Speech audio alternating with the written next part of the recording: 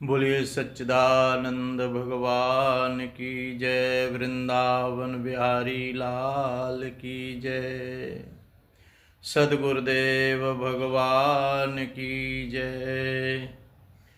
हाथ में जरा सी फांस लग जाए, पैर में कांटा चुभ जाए, जब तक हम निकाल नहीं लेते चैन नहीं पड़ता। फिर क्या कारण है कि दोष का कांटा अंदर में चुभता रहता है और हम दोष को दूर करने के लिए तैयार ही नहीं होते। इसका कारण यह है कि हम दोषों में सुख भोग की कल्पना करके रस लेते रहते हैं। सुख लोलुपता का प्रलोभन, दोष मिटाने की प्यास और प्रयास को शिथिल बनाए रहता है। गहरे निरीक्षण से पता चलता है कि व्यक्ति दोष स्वीकार नहीं करता और गलती करने पर क्षमा मांगने में संकोच करता है। व्यक्ति चाहता है कि हमें कोई दोषी न समझे, लेकिन अपने अंदर दोष छिपाए रखने में परेशान नहीं होता। कितना असावधान व्यक्ति है, जानता है सांप अंदर की बामी में रहेगा तो किसी समय भी डस सकता है, और फिर भी दोष के सांप को पालता रहता है और उसे सुख लोलुपता का दूध पिलाता रहता है, जिससे वह और मोटा होता जाता है और ताकतवर होता जाता है। वह व्यक्ति इसी कोशिश में रहता है कि कोई जान न ले कि मेरे अंदर दोष का सांप है, मेरा दोष प्रकट न हो जाए, इस भावना से सदैव भयभीत रहता है। वह हर तरह से उसे छुपाने का प्रयास करता है। इससे उसके दोष अंतस की और गहरी परतों में समाहित होते चले जाते हैं। हम हर रोज अपने जीवन की प्रयोगशाला में देखते हैं, यदि कोई सद्गुरु, माता पिता, मित्र, शुभचिंतक किसी के दोष का इशारा करते हैं तो स्वीकार करके क्षमा मांगना तो दूर की बात है, प्रक्रिया यह होती है कि शुभचिंतक से ही झगड़ पड़ते हैं और बोलते हैं कि दूसरे को समझाना सरल है, जिस पर पड़ती है बीतती है वही जानता है। आप मेरी जगह पर होते तो आपको पता चलता। आदि तरह तरह से अपनी सफाई देने लगते हैं। आप दोषों को छिपाने के लिए और नए नए दोष पैदा कर लेते हैं। एक झूठ को छुपाने के लिए 100 झूठ बोलने पड़ते हैं। ऊपर से हर समय डर लगा रहता है कि कहीं हमारा झूठ खुल न जाए। सावधान साधक अपने अंदर दोष को देख करके दुख से व्यथित हो जाता है और अपने दोष स्वीकार करने में कभी संकोच नहीं करता। वह तो अपने को निर्दोष बनाने के प्रयास में तत्पर रहता है और सजग रहता है कि हमारी जो प्रसिद्धि निर्दोषता के कारण फैल रही है, कहीं इसे अपना गुण न मान लें, ख्याल में रस न लेने लगें। निर्दोषता तो प्रभु की संपदा है, प्रभु ने हमें प्रदान की है। हमने असावधान होकर निर्दोषता को धूमिल कर दिया है। अब हमारा उत्तरदायित्व है कि हम अपनी भूल सुधारें और प्रभु ने जो चादर स्वच्छ दी थी, हमने भूल से उसे दोष के दाग डाल दिए गए हैं, पुनः ध्यान के द्वारा साफ करके प्रभु को वापस कर दें, तभी हमें शांति उपलब्ध हो सकती है। साधक के यदि कोई दोष बताता है तो वह उसे अपना हितैषी समझे। दोष सुनने पर वह क्षुब्ध नहीं होता, उसकी बात शांत होकर सुनता है, अपनी सफाई देने की कोशिश नहीं करता, बल्कि शांत मौन होकर सूक्ष्म दृष्टि से अपना निरीक्षण करता है। जो साधक होता है वह स्वभाव से दोष नहीं है, प्रमाद और असावधानी से दोषों का जन्म हो गया है। इसलिए सावधान होते ही दोष समाप्त होने शुरू हो जाते हैं।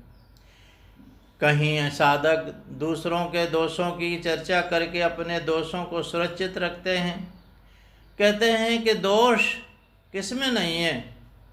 इस प्रकार की भावना से हमने अपने अंदर में निहित दोषों को चुभन प्रतीत नहीं होती। जैसे किसी की दाढ़ में दर्द हो और वह नशा पी ले तो दर्द का पता नहीं चलता। इसी तरह दूसरे के दोष देखने का नशा अपने दोषों को प्रतीति नहीं होने देता। साधक अपने अंदर के दोष बड़ी गहराई से देखता है और उनके न मिटने से व्यथित होता है, दुखी होता है। साधक के कोई गुण बताए तो साधक को हृदय से प्रभु को धन्यवाद देना चाहिए कि प्रभु मेरे दोष छिपाकर इनकी दृष्टि में मेरे गुण दिखा रहे हैं, मुझे लोगों की दृष्टि में सम्मान के योग्य बना रहे हैं, जबकि इस काबिल में हूँ नहीं। साधक वह है जो अपने अंदर का दर्शन करता है, समर्पण भाव, साक्षी भाव से दोषों को देखता है। जैसे माली पौधे की जड़ से मिट्टी हटाकर देखता है कि कहीं पौधे की जड़ में कीड़ा तो नहीं लग रहा है, इस प्रकार साधक अपने अंदर की परतों को उठा उठा करके देखता रहता है, कहीं दोष का कोई कीड़ा तो नहीं लग छिपा है। साधक सदैव अपने को टटोलता रहता है और सावधान रहता है, कहीं दोष का कीड़ा तो नहीं छिपा है। साधक सदैव अपने को टटोलता रहता है, देखता रहता है, सावधान रहता है कि जीवन घट साधना की आग में पक रहा है, कहीं भी कच्चापन रहा तो मेरा मालिक स्वीकार न करेगा। किसी सुंदर व्यक्ति को आपने देखा और आप उसकी सुंदरता देखकर ललचाए तो समझ लेना अभी आपके अंदर चमड़ी के सौंदर्य का महत्व तो है। आपने उसका तन देखा, लेकिन आपको क्या पता उसके मन में क्या भरा हुआ है। चमड़ी का आकर्षण, बालों का आकर्षण यह साबित करता है कि अभी आप में काम का दोष मौजूद है। आपने किसी धनवान व्यक्ति को देखा, उसका ठाट बाट गाड़ी देखा और दमड़ी के आकर्षण ने आपको खींच लिया। आपने अपना ईमान दांव पर लगा लिया, पैसे ने आपको खरीद लिया, तो समझ लो अभी आप में धन के लोभ का दोष है। आप धनी के धन को न देखते, उसके सद्गुण देखते, तब आप साधक थे। आप किसी अधिकारी के संपर्क में आए, उसकी हुकूमत, शान शौकत देख कर के उसकी ओर खींचते गए, अपनी कल्पनाओं में स्वयं अधिकारी होने के सपने देखने लगे, या महत्वाकांक्षाओं ने आपको उस ओर दौड़ने के लिए विवश कर दिया। इससे पता चलता है कि आप में अधिकार लोलुपता का दोष है। अधिकारी के गुण आपने नहीं देखे, अभी कुर्सी पर है, आप उसे सम्मान देते हैं, कल कुर्सी पर से उतर गया, फिर आप उसे क्या देंगे। यदि आप उसके गुणों से प्रभावित होते तो कुर्सी से उतरने पर भी आपके श्रद्धा सुमन उसके लिए न कुमलाते। आपने देखा कि घर का कूड़ा लोग घर के पीछे फेंक देते हैं। इस तरह दोष हम अपनी पीठ पर और गुण सामने रखते हैं। लोग हमारे दोष देख न लें, इसलिए दोषों की गठरी पीठ पर लादे रहते हैं। हम सब एक कतार में बाहर की यात्रा करते हैं तो दिखाई पड़ती है यात्री की पीठ और उस पर लदे दोष। इसलिए यह पहचान है कि जो बाहर की यात्रा है उन्हें दोष दिखाई देंगे। आप महापुरुषों के त्याग को देखकर, उनकी सहिष्णुता को देखकर, उनकी उदारता, सेवा परायणता को देखकर प्रभावित होते हैं। तुम्हारे अंदर में सद्गुणों के पुष्प खिलते हैं। भक्तों में प्रेम की मस्ती देखकर, योगियों में ध्यान की गहराई देखकर, ज्ञानियों में तत्व चिंतन की पराकाष्ठा देखकर हृदय आकर्षण की सुगंध से भरने लगे तो समझो तुम्हारी चेतना ने निर्दोषता के शून्य गगन में उड़ान लेना प्रारंभ कर दिया है। साधक वह है जो न किसी के घर निंदा का कूड़ा डालता है और न अपने अंदर मंदिर में पड़ने देता है। देखो, तुम्हारे घर में कोई कूड़ा डाले तो तुम्हें कितना बुरा लगेगा।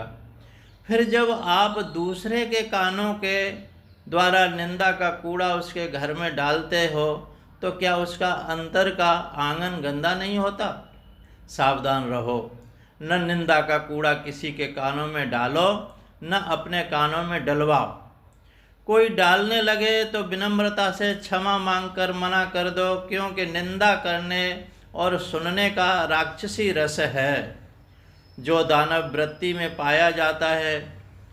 व्यर्थ वार्ता के कचड़े से सावधान साधक सदैव बचता रहता है, क्योंकि लोगों के मन में व्यर्थ का कचड़ा भरा है।